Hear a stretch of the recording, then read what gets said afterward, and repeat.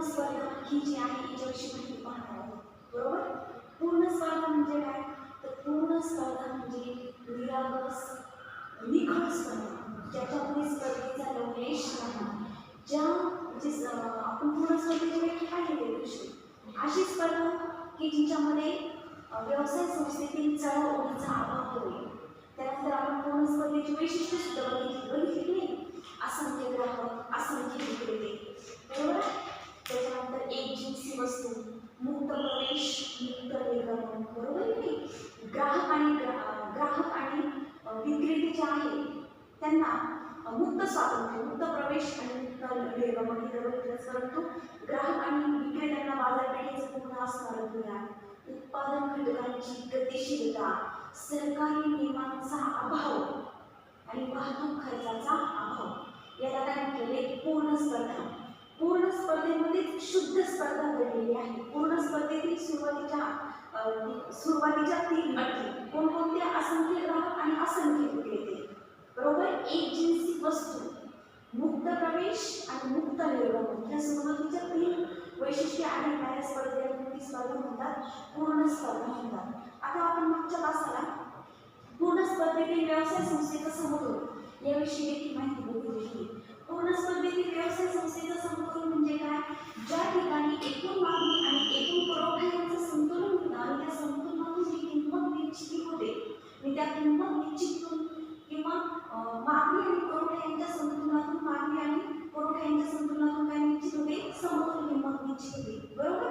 आणि त्यालाच काय म्हणायचे? समतोल किंमत निश्चित. पुढे जाऊन आपण समतोलाच्या अटी बघितल्या. समतोलाच्या अटी म्हणजे काय? तर पूर्ण स्पर्धेतील व्यवसाय संस्थेचा समतोल होण्यासाठी आवश्यक असतात. त्यातील पहिली क्रमांक 1 ची अट पाहिली आपण, सीमांत खर्च बरोबर सीमांत प्राप्ती, बरोबर. नेक्स्ट सेकंड अट महत्त्वाची आपण बघितली, सीमांत प्राप्ती वक्राला सीमांत खर्च वक्राने घालून वरती छेदन. या 2 अटी पूर्ण होत असतील तर व्यवसाय संस्थेचे समतोल होतो. त्यापुढे जाऊन आपण असंही बघितलं की एकदा पूर्ण स्पर्धेतील व्यवसाय संस्थेचा समतोल झाला म्हणजे समतोलाच्या 2 अटी, सीमांत खर्च बरोबर सीमांत प्राप्ती आणि सीमांत प्राप्ती वक्राला सीमांत खर्च वक्राने घालून वरती छेदन. या अटी जरी पूर्ण झाल्या तरी व्यवसाय संस्थेला नफा होईल की तोटा होईल हे सांगता येत नाही. समतोल झाला म्हणजे व्यवसाय संस्थेला नफा झाला असा त्याचा अर्थ बिलकुल होत नाही. समतोल झाल्यानंतर त्या व्यवसाय संस्थेला सर्वसाधारण नफाही होईल, असाधारण नफाही होईल किंवा तोटाही होईल. ते त्याच्या खर्च स्थितीवर, तिच्या संयोजकाच्या कार्यकुशलतेवर अवलंबून राहील. त्याचबरोबर आपण मागच्या तासाला हेही बघितलं की अल्प काळातील पूर्ण स्पर्धेतील व्यवसाय संस्थेचा समतोल या मुद्द्याला आपण सुरुवात केली होती. अल्पकाळ म्हणजे काय? अल्पकाळ म्हणजे असा कालावधी की ज्या कालावधीमध्ये उत्पादनाच्या सर्व घटकांमध्ये काय करता येत नाही? बदल करता येत नाही. म्हणून अल्पकाळामध्ये काही घटक बदलते असतात आणि काही घटक स्थिर असतात आणि काही घटक बदलते आणि स्थिर असल्यामुळे व्यवसाय संस्थेला म्हणजे जी व्यवसाय संस्था खूप कार्यक्षम असेल, ज्या व्यवसाय संस्थेचा संयोजक खूप हुशार असेल, खूप कार्यकुशल असेल, नाविन्यतेचा इनोव्हेशनचा वापर करणारा असेल, तो संयोजक आपल्या व्यवसाय संस्थेला तोटा होऊन देईल का नाही. तो संयोजक आपल्या व्यवसाय संस्थेला तोटा होऊ देणार नाही. पण जो संयोजक अकार्यक्षम असेल, अकुशल असेल, तो मात्र त्या व्यवसाय संस्थेला तोटा होऊ देईल, बरोबर. सगळ्या उत्पादन घटकांचं किंवा काही उत्पादन घटकांचं संयोजन त्याला जर व्यवस्थित पद्धतीने करता आलं नाही त्या व्यवसाय संस्थेला काय होतो? तोटा होतो. म्हणजे आपल्याला एक गोष्ट या ठिकाणी नीट लक्षात ठेवायची आहे की पूर्ण स्पर्धेतील व्यवसाय संस्थेला अल्प काळामध्ये सर्वसाधारण नफा होऊ शकतो, असाधारण नफा होऊ शकतो किंवा तोटा देखील होऊ शकतो. हेच आपल्याला आकृतीच्या माध्यमातून बघायचं.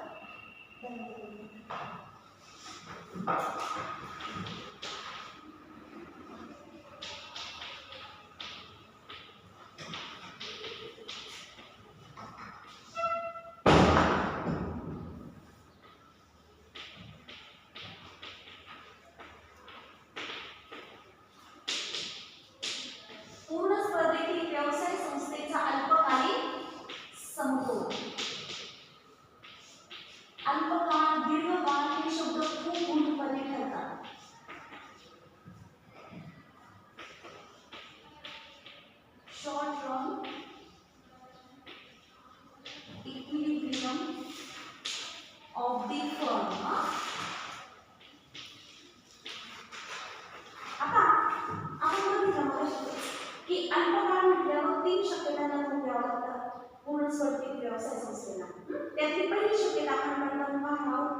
क्रमांक 1 तो म्हणजे सर्वसाधारण नफा. तुम्ही माझ्या बरोबर आकृती काढणार आणि नंतर आपण स्पष्टीकरण पण तुम्हाला सांगणार आहोत.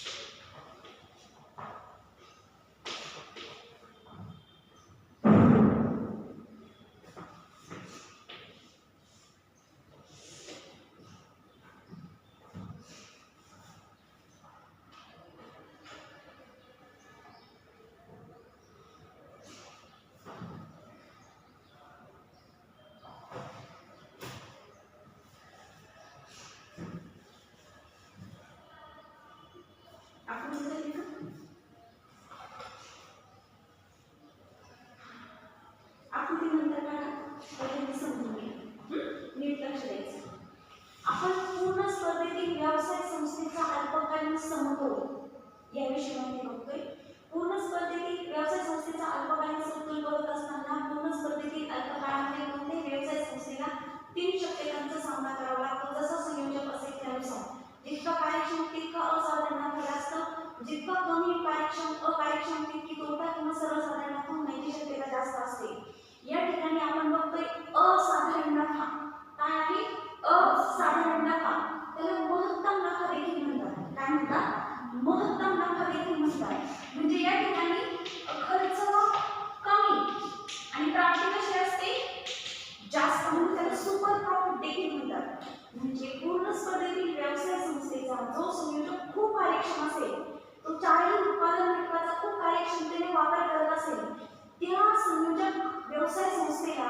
जास्तीत जास्त नफा हा अल्प काळामध्ये मिळतो. कसं ते बघा, या ठिकाणी आकृतीमध्ये एक असाधारण नफ्याची आकृती आहे.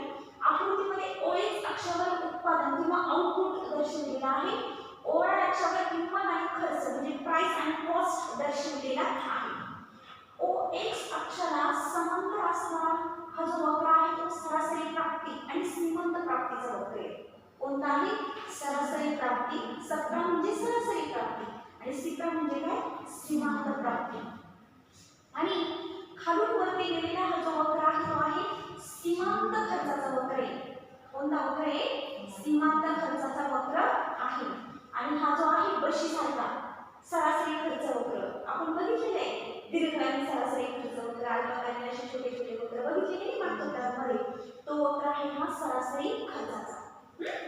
आता या ठिकाणी व्यवसाय संस्थेला OM इतकं उत्पादन करण्यासाठी किंवा आणखी पहिल्यांदा समतोलाची अट विचारात घेऊया.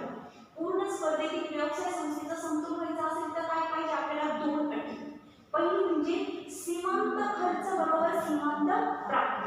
आपण ही गोष्ट नीट लक्षात घेतलेली की ज्यावेळेस सीमांत खर्च वक्र हा सीमांत खर्च वक्र या सीमांत प्राप्ती वक्राला खालून वरती ज्यावेळेस छेदून जातो त्यावेळेस दोन अटी पूर्ण होतात. कोणत्या? सीमांत खर्च बरोबर सीमांत प्राप्ती आणि सीमांत खर्च वक्र आणि सीमांत प्राप्ती वक्राला खालून वरती छेदलं की व्यवसाय संस्थेचा समतोल होतो. आणि या ठिकाणी सीमांत खर्च वक्र सीमांत प्राप्ती वक्राला या बिंदूमध्ये खालून वरती छेदलेलं आहे. म्हणून या ठिकाणी काय झालेलं आहे? व्यवसाय संस्थेचा समतोल. व्यवसाय संस्थेचा समतोल होतो म्हणजे काय? ज्यावेळेस एस बिंदूमध्ये ह्या व्यवसाय संस्थेचा समतोल झाला त्यावेळेस ह्या एस बिंदूतून ज्यावेळेस लंब टाकू आपण OX अक्षावर त्यावेळेस काय निश्चित झालं? उत्पादन. काय निश्चित झालं त्यावेळेस? उत्पादन. म्हणजे एस बिंदूतून ज्यावेळेस आपण सरळ रेषेत OX अक्षावर लंब टाकला किंवा रेषा मारली त्यावेळेस OM उत्पादन निश्चित होऊन किंमत काय निश्चित झाली? OP. हा लंब इथं आहे ना, किंमत आपोआप निश्चित होते. त्याच्यासाठी आपल्याला खूप अट्टहास करावा लागत नाही. म्हणजे उत्पादन निश्चित झालं की किंमत देखील निश्चित होते. म्हणजे एस बिंदूमध्ये व्यवसाय संस्थेचा समतोल झाल्यानंतर OM उत्पादन पातळी निश्चित होऊन OP ही समतोल किंमत निश्चित झाली. म्हणजे एकदा व्यवसाय संस्थेचा समतोल झाल्यानंतर किंवा समतोलाच्या अटी पूर्ण झाल्यानंतर उत्पादन आणि किंमत निश्चित होते. त्यानंतर त्या व्यवसाय संस्थेला तोटा होईल की नफा होईल हे ठरवण्याचं काम कोण करतं? हा सरासरी खर्च. हा सरासरी खर्च वक्र जो आहे ना तो ठरवतो. निश्चितच खर्च किती होतोय, खर्च किती होतोय यावरच प्राप्ती किती मिळणार आहे किंवा त्या वस्तूची किंमत डिपेंड राहणार आहे. हे आपल्याला माहिती आहे. खर्च कमी असेल तर किंमत कमी, खर्च जास्त असेल तर किंमत जास्त.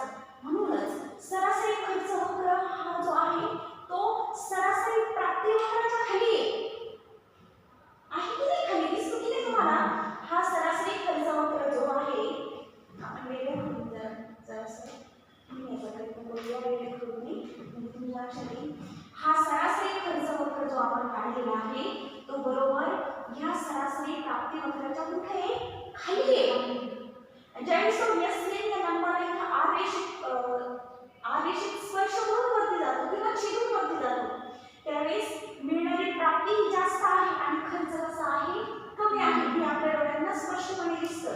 म्हणूनच या ठिकाणी OM उत्पादन करण्यासाठी किती? OM इतकं उत्पादन करण्यासाठी आलेला खर्च किती मुलींनो? OTRN.